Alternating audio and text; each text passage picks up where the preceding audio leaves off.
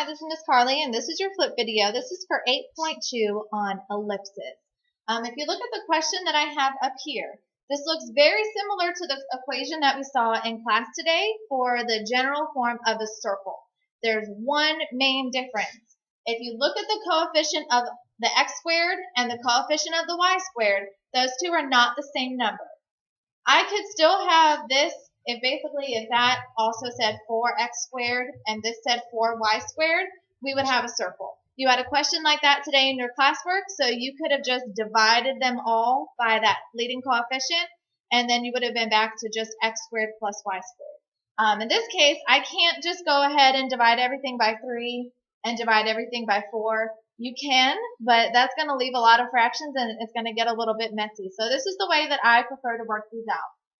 This is actually going to come out to be the equation of an ellipse, which if you think of an ellipse, it looks similar to a circle. So it makes sense that the equation would look similar to a circle. All right, so the first thing I'm going to do is the basic way we start all completing the square steps. I'm going to move my constant over to the other side. So now it's minus 31. And I'm just going to group my x's, group my y's, and leave my little spacers for when I go to complete the square. All right, before you complete the square, there's not allowed to be any coefficients of x squared or y squared. So if you notice, all I did was I factored out a 3, and now I have x squared by itself, and my middle term is now 6, right, because 18 divided by 3. And I did the same thing for my y's. I factored out a 4. So 16 divided by 4, my new middle term is just 4y. All right, then all I'm going to do is for my new b values, I'm going to use that b over 2 and then square it to figure out what constant I need to add that will complete the square for that trinomial. Now here's the only thing you got to be careful of is whenever you go to add it to the right-hand side, this is not really a 9. That 9 is with that trinomial with the 3 that you factored out. So technically what you added to this side is 3, you would distribute that, and actually it would give you that you were adding 27. All right, same thing over here. Even though it looks like you just added 4, this 4 in front means you would really have to distribute it, so technically what you added was 16.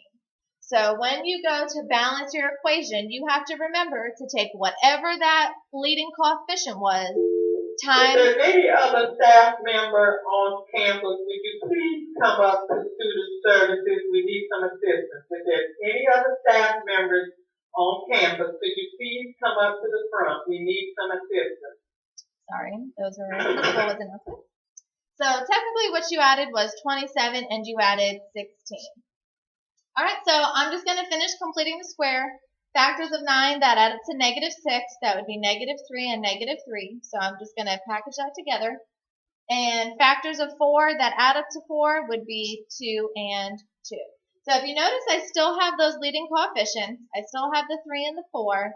And when I combine all of my constants over here, I come out with 12. The standard form for all of the other equations, you want to have a 1 on this side of the equal sign, and I really don't want to have those coefficients up there. I actually want them in the denominator. So all I'm going to do for my last step is divide everything by 12. You have to divide by whatever is over here because this has to equal 1 in the formula before I can pull out any information. All right, so 3 divided by 12 would reduce to 1 over 4, and 4 over 12 would reduce to 1 over 3. So this is the final answer.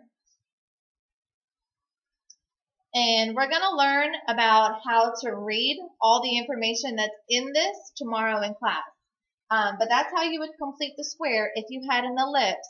And so you had different coefficients of your x squared and your y squared. So go through the steps one more time. We're going to move the constant over to the other side. I'm going to factor out my leading coefficient. I'm going to complete the square, and I'm going to remember to distribute when I add my constants to the right-hand side. And after you complete the square, you need to divide by whatever constant you have over here so that our answer is kind of in this form. All right, I'm probably going to have denominators. If it turns out that these two are exactly the same, then you actually just have a circle.